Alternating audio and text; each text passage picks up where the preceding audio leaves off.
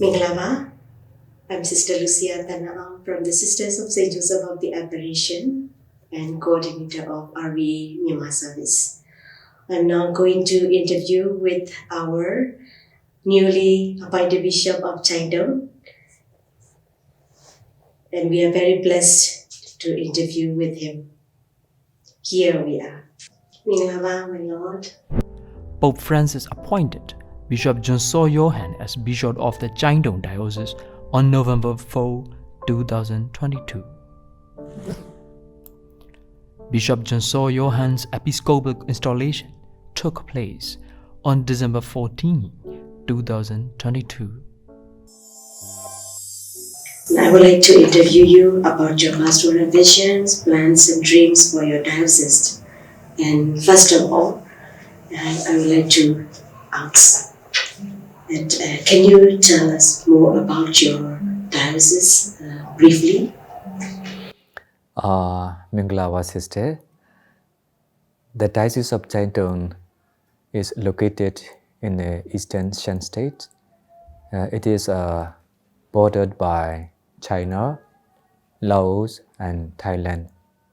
So in this diocese, we have different tribal people living together, such as Akha, Shan, Lahu, Wa, and a few Kaya Karen people. So also, of course, Myanmar people are also living in the Diocese of Keng Tung. And then you asked me my pastoral visions and missions. Okay, according to the guidelines of His Holiness Pope Francis, following the spirit of solidarity, I like to include everybody, regardless of their faith, their religions, and their social standards. At the same time, I like to work together with all the people, with the different congregations, with different associations, together with me, female, elderly people, the youth, and the children. So I hope to march together with all the people in serving the people entrusted to our care.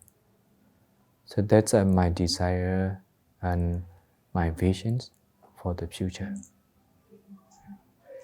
Thank you, my Lord, for the visions that you share, and also for the briefly background of the Diocese of Chengdu also. And then can you please share about your vocation as bishop? Really briefly, the most rewarding or the most difficult things being as a bishop. Before being a bishop, I was a priest. Before becoming a priest, I was an ordinary Christian boy. My parents' example and their devotions to God, their faith in God, and their respect for the religious people like priests, nuns, brothers, inspire me a lot. They try to have foundation for me, faith in Jesus Christ, faith in Christianity.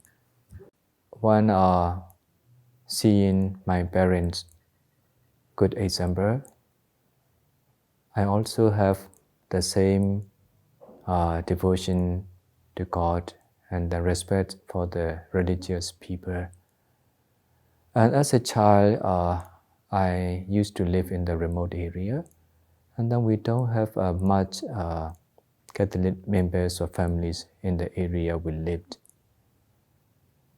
Only maybe once a year, the priest will come to our place, and then it was a very rare chance for us to see the priest.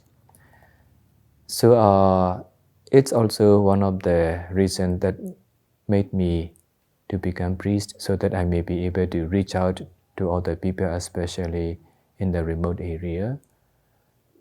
So based on that desire, I entered the minor seminary. Then at certain time in 1995, I was ordained priest. And in 2015, I was ordained a bishop. Now I've been already 7 years as a bishop. And now recently, I was appointed here in this diocese. So I come here. Since I was raised up in remote area, so I am happy to be sent to the remote area, to the periphery, something like that. So that's how I got the vocation to be a bishop, something like that.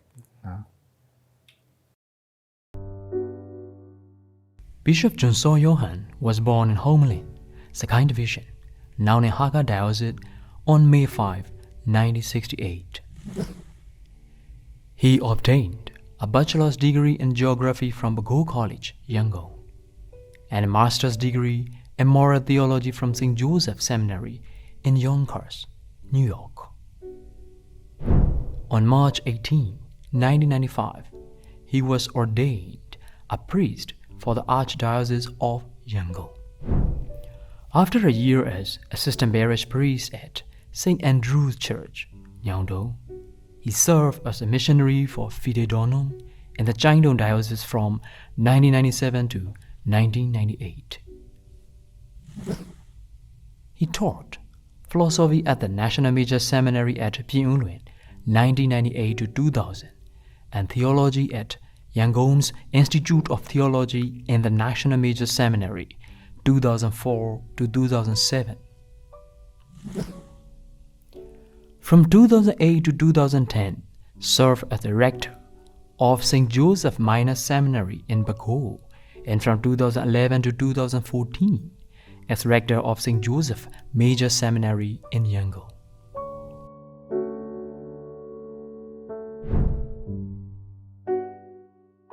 As auxiliary bishop, he also served as the Secretary General and the Treasurer of the Catholic Bishops' Conference of Myanmar from 2015 to 2021. What motivates you most in life? Yes, as a priest or as a bishop, whenever I visited the people, especially the poor and the needy and the people in the remote area, I observed and I found their deep faith in God and their hope in God's help, in God's kindness, in God's mercy. And then it also encouraged me to examine myself and to increase my faith, my hope in God.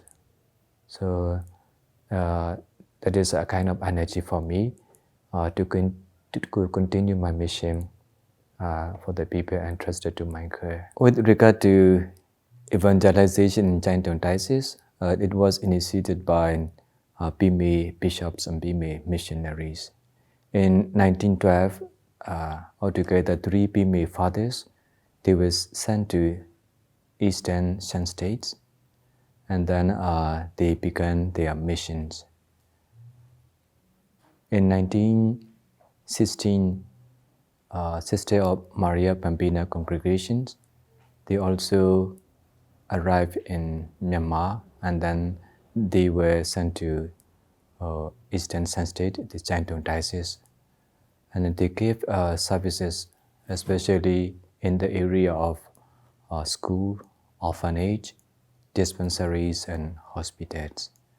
And later on, the diocese got the vocation for the priesthood, and then the diocese was led by the local bishop, Bishop Ibrahim Dan, who was succeeded by Bishop Peter Louis Jaku, and now I'm appointed to continue to lead the diocese in Chinatown. Thank you, my Lord. We have learned that here in this diocese of Chinatown, there are different commissions working together, and they are very united. And what kind of activities of these different commissions in your diocese is inspired or affected to the other people or other faithful? What do you think? For example, we have the health commission.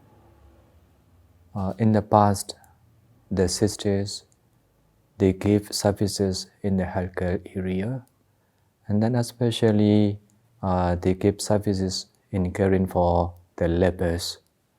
They also continue their mission up to now. So that service impressed a lot to the people around their congregation.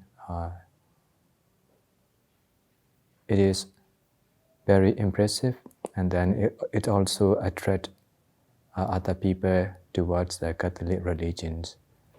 And another commission is like an education commission. In a remote area, due to the difficulties related to transportations and communications and healthcare, most of the people do not want to go such area. But priests, nuns, and then lady volunteers, they went to such areas, and then they try to teach the children of the villagers. Some of them even they gave their life while giving service and teachings to the children of the villages. Some children they get the opportunity to continue their education in the cities, and then slowly they realize the values of education, and then since the education standard is raised up, their living standard also getting higher. So education sector is one of the area, one of the commissions that affect that impress the people. Another one is like Karuna Commission, Caritas Social Service, especially during the COVID times. The commission's head and the members, they try to assist the people in need for their medical care, for their food and lodgings, whatever they can. The commission trying to provide. So it also impressed a lot to the people in this Chinatown diocese. So if I have to conclude, or if I have to generalize the Caritas, Karuna commissions, healthcare commissions, and education commissions, so they are giving effective services in the Diocese of Chinatown. Thank you, my Lord. Now allow me to ask that, where do you like to see your diocese in the next few years? I'd like to see the diocese that embrace all the people, regardless of their faith and religions, social standards, and economic situations. And at the same time, I like to see the Diocese of Chinatown working together, collaborating together among priests, religious, and laity, without differentiating male or female, elderly or children, because we are members in one body. We all need to work together. So I like to see the Diocese of Chinatown, the Catholic members of Chinatown, to respect one another, to value the qualities of each other. And that's what I like to see in the Catholic Church in Diocese in the near future. Thank you. How do you engage in the FEBC triple dialogue with religions, cultures, and the poor? In our country, Myanmar, we have different religious beliefs and different religious background. But our Myanmar people are able to live peacefully in different, even though we have the different faith and religions. We like to share and we like to enjoy the feast day or celebrations of the other faith also. For example, in some places, Catholic people are a few in number. So when they celebrate their parish feast day, so they don't have people to cook or to give services. So as such situation, Buddhist people, they come and cook for the Catholic celebrations. So in time also, whenever Buddhists or Muslims or Hindus, they have the celebration feast day, Catholics are also ready to give services, to give assistance in time. So that's the beauty of our country.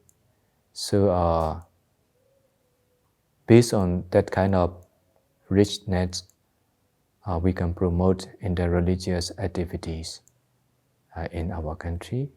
And at the same time, even though we have different Christians, different faith, we can promote ecumenism, the unity of the Christians. So it's also going on and working. We work together to become one shepherd and one flock.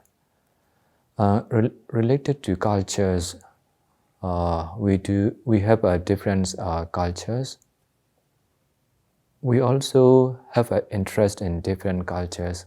Sometimes we even adapt ourselves in the different cultures. With regard to the poor and the needy, the church trying to find means some way how to give assistance to the people in need, especially in time of COVID and in time of cope.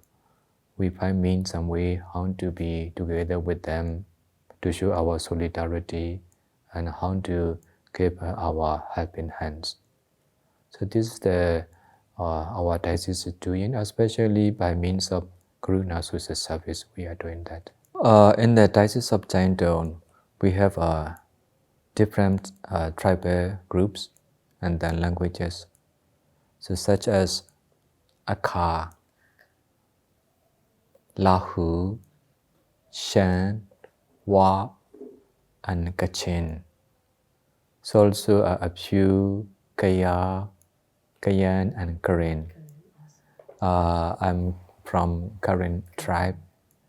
So it is very interesting to see their different colorful costumes, languages, and their cultures. So it is a great opportunity for me to learn, to study, and to adapt myself to their cultures, to their traditions. So it will enrich my knowledge. Thank you, my Lord. This gave me an additional knowledge for my future mission as well.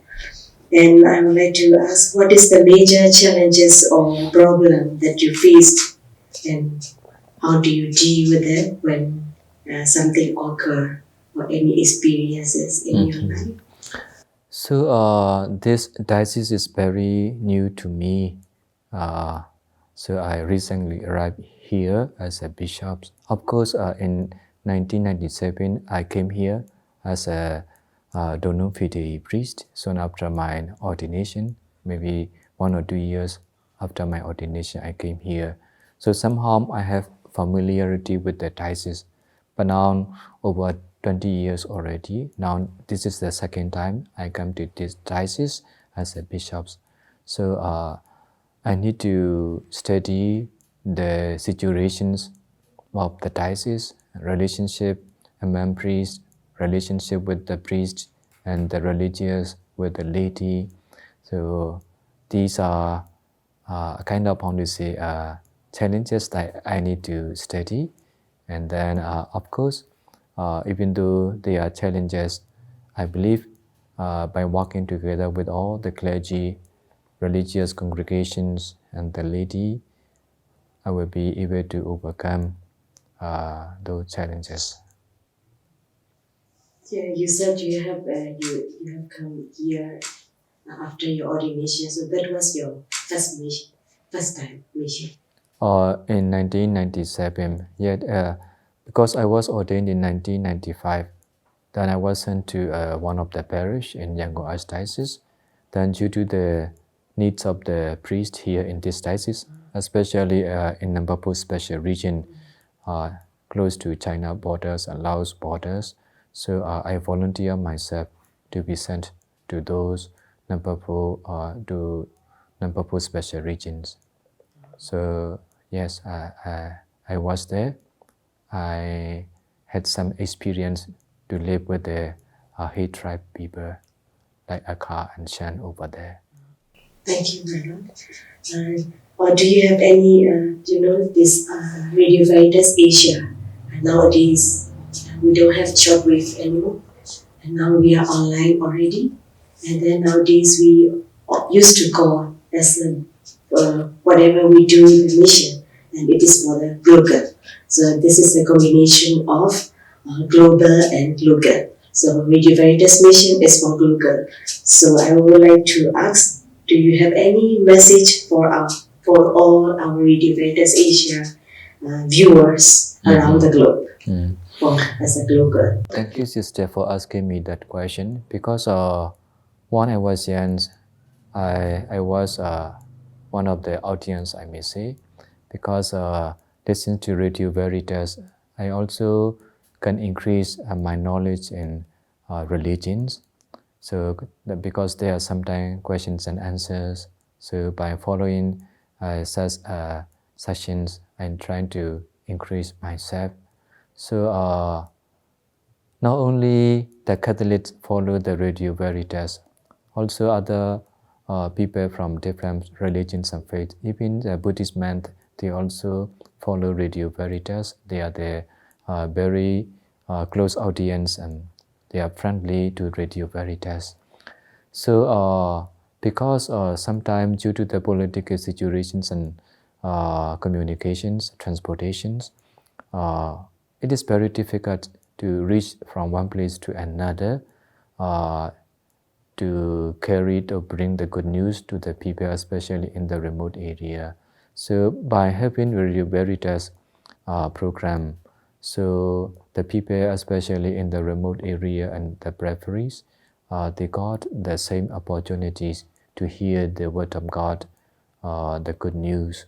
So we are very grateful to RVA for their services given to us, because by means of radio service and online service, so they bring their good news to the people in remote area. So thank you very much to Radio Veritas. Thank you, my Lord, for giving us this opportunity and this chance or your precious time. And I'm very glad and I'm very blessed to interview with you today. Thank you very much, my Lord. I'm grateful to the media personnel also for their services and for their kind assistance. Thank you, sister, and thank you all the media people. Thank you. Thanks to you all the viewers of RVA Mission. Please pray for us, RVA Mission, and also FABC. And also, I would like to request your prayer for our newly Bishop of Chengdu for his future mission as well. Thank you very much. I'm Sister Lucia Tanaam from the Sisters of St. Joseph of the Apparition and also coordinator of RVA Myanmar service. Thank you.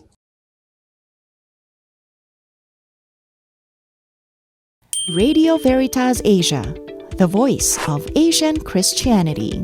Radio Veritas Asia mobile app offers services in English and 21 Asian languages. Download the Radio Veritas Asia app. To get more videos from Radio Veritas Asia, comment, like, and share.